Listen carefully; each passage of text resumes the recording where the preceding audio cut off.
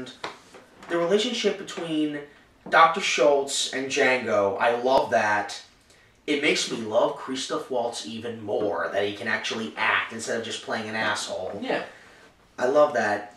DiCaprio, I don't know how the hell he got through doing this role, but for the first time ever, I saw a character. This movie made me excited to see The Great Gatsby when it comes out. I don't know why that movie got delayed. It was supposed to come out in December. It was. I don't know why it got delayed, but when it comes out, this movie made me want to see it because Leonardo DiCaprio did such a good role, and I kind of see them, you know, Leonardo DiCaprio in this movie is playing, you know, this big guy who runs Candyland. Great Gatsby, you know, as it comes out, he's playing this big, same kind of like powerful guy. Yeah. So, I mean, this movie made me excited to see him again, and I think it was funny how Leonardo DiCaprio, we haven't heard him in a while.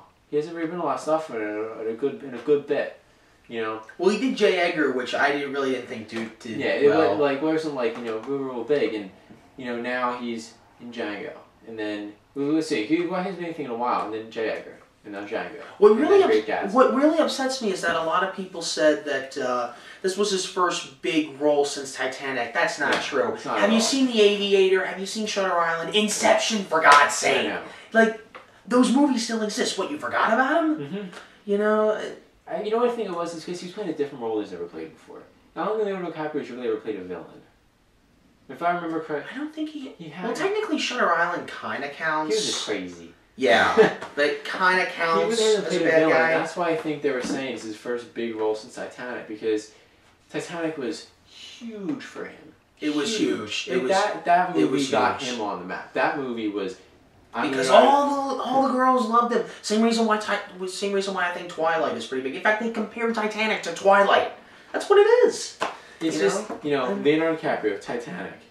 I'm Leonardo DiCaprio. I'm here. I'm gonna make a stance in Hollywood. Yeah. And he was that pretty boy, that goody Catch Me If You Can. Catch Me If You Can. I still have not seen yet. Good movie. I want to see that. It was like that. You know, in that movie, he didn't play villain. He played someone kind of cutting in the wall, you know, kind of going in and out of stuff. Tom Hanks was trying to catch him, right? Yeah, okay. But it was that, and then he was that pretty boy, you know, that Romeo and Juliet that he did. I do not. He did that before Titanic. I didn't Was it? Was it before? That was 96. Titanic was 97. I did not like that Romeo and Juliet movie. Didn't care for it. I thought it was pretty good. If you want a good Romeo and Juliet movie, watch the version from '68. That, yeah. With the guy from Austin Powers. Basil Exposition, he's in that movie. I forget the characters or something, but that's a good version from '68. Well, let me correct that then. Titanic. Okay. Then it was, you know, all these other movies, Catch Me If You Can, Inception, all these things where he really wasn't a bad guy. And in this movie, he comes out, and he's just like, I'm Leonardo DiCaprio, I'm a slave owner, I got messed up teeth, you know, I'm going to be cunning. And he was, and he played it great. And then it really showed how good of an actor Leonardo DiCaprio is. We all knew before how good of an actor he was. He's a great actor. But this movie really showed that he can play any type of role you put off the challenge to. Well, it's interesting that you say that because not everybody agrees with that. And I was actually put off by that. When I went to Summer Stage, Mike Lecision, the guy in charge of it, I went up to him and I told him, I said, do you like the movie Titanic? And he says, I'm not a fan of Leonardo DiCaprio in that movie. I don't think he's a good actor in that. I'm like, what? And he's like, well, like, remember that scene in the movie, like right after the ship hits the iceberg and the captain is walking down and he looks down and out of nowhere he just goes, this is bad. It's just a horrible delivery. Now, I will admit, and I think he said this too, his acting has improved. Obviously, he's gotten better as the years go on. I mean, he was just starting then. You can't blame him. But I think Titanic was nominated for every Academy Award except actor and actress. And of course. That went to Nicholson and Helen Hunt for As Good as It Gets. But look who directed it. Yeah, James Cameron. Yeah. And, you know, he said Avatar was going to be great, and it wasn't. You know, Avatar was different. It really was. It was different. I saw the technology was interesting. Did not like Avatar. Didn't like it. In my opinion, I think Titanic's the greatest movie he ever made. And Titanic is his Pulp Fiction. He won't be able to top that. And he's making another Avatar movie where he's making two more sequels. Underwater, which he's filming right now. Yeah, it's, you know, I mean, I love James Cameron. Love the Terminator movies. I love True Lies. I love Aliens. Love Titanic. Did not like Avatar. But, you know, back to Django Unchained, actually. But, you know, Leonardo DiCaprio, great role. Now, Jamie Foxx in this movie, he played that pompous black guy perfectly. And he did in Ray. He played Ray perfectly. Ironic how Kerry Washington's his wife in that movie and in this movie. I didn't think of that until after I walked down on this movie at the end. That out. Yeah, that was interesting to see that.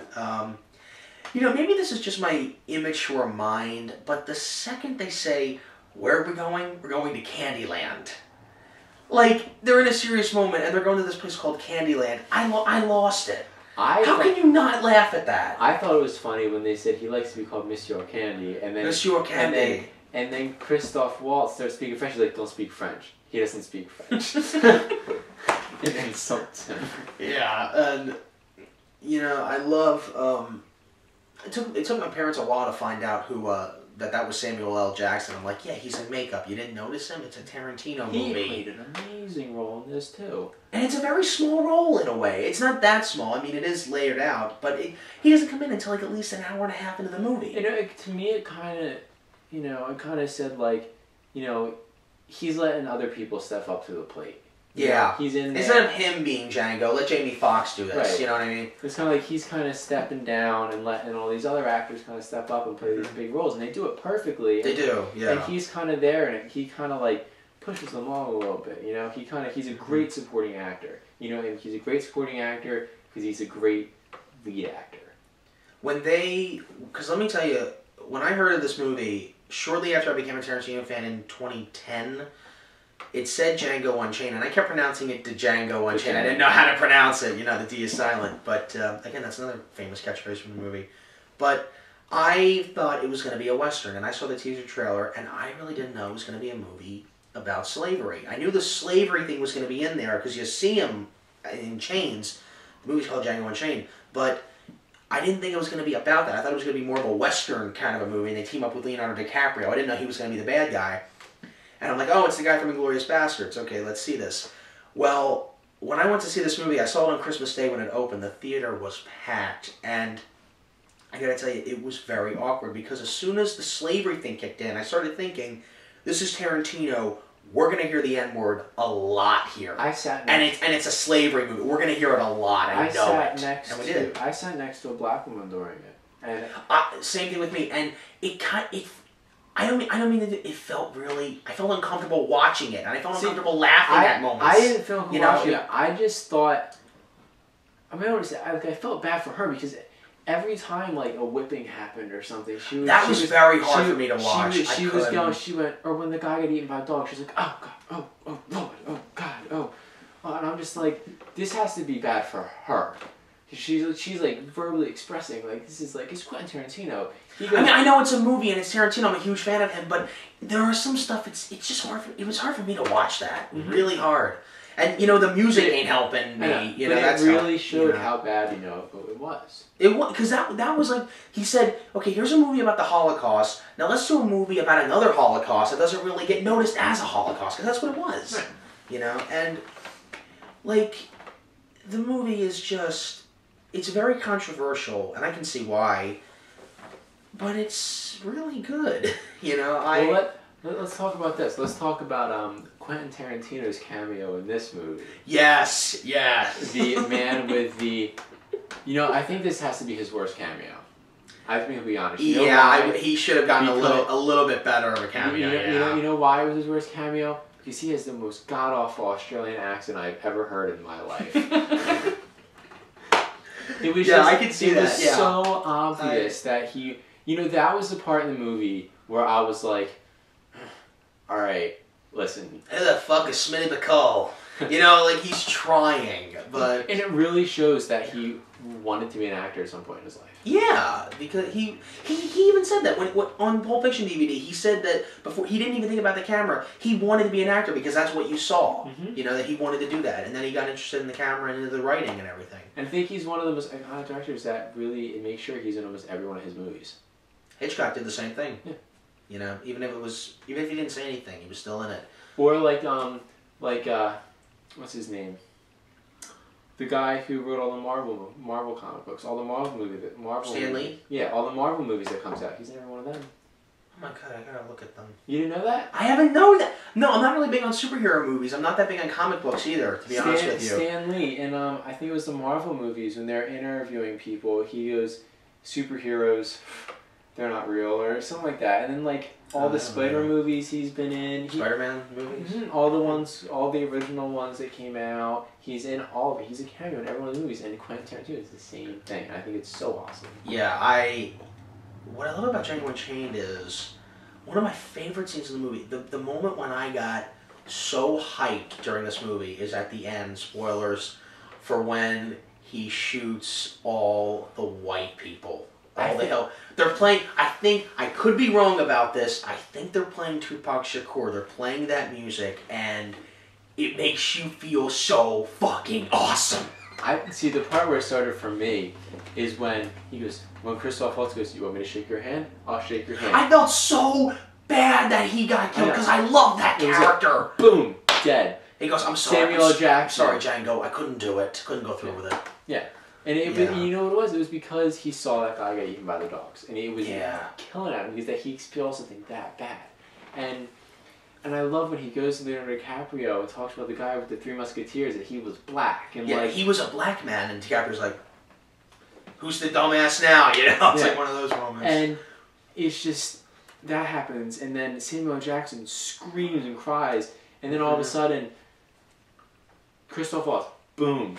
And then Jamie Foxx goes up to you, boom, boom, boom, and then it's just like, I was like, I saw that and I was like, this is about to get really intense, and I'm so happy right now. Comes down, boom, boom, boom, boom, and it was like I saw that and I was like, oh my god, this is the best thing he's ever done. And then, it still doesn't match up to Kill Bill, but it's second. It is second. Yeah, it's up there. It is a close first. It is a solid second. And they're playing Richie Havens. I got really hyped when they were playing that Freedom song, because that was when I started applauding at that, even though it was not a good scene. But it was still interesting to hear that out of nowhere, that song.